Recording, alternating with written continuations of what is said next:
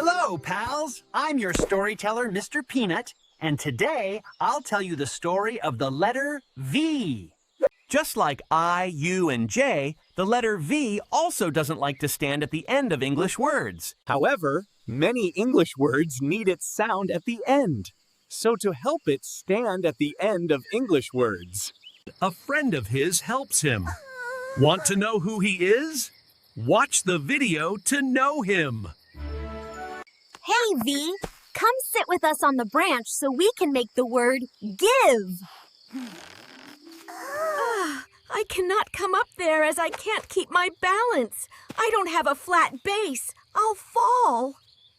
But you should at least try. Come on, jump up.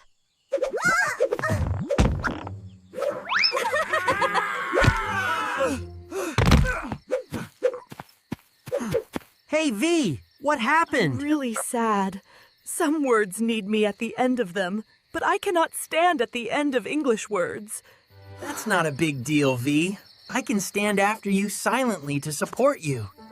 I love to help my friends. Really?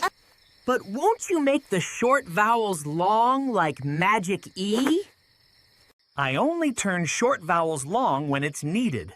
Otherwise, I'll stay quiet, and you'll say your sound.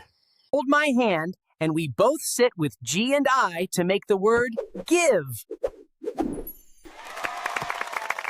Hey, V, will you come up, please, to help us make the word have? Sure, come on, E, let's jump up.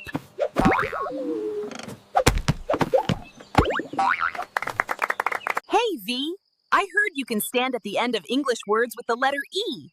Will you come up, please, to help us make the word live? Yes, now I can stand at the end of English words with my friend E.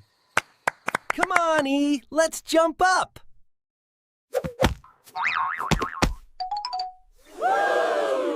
Since that day, V and E became best buddies. And whenever one has to write the letter V at the end of English words, they write it with E.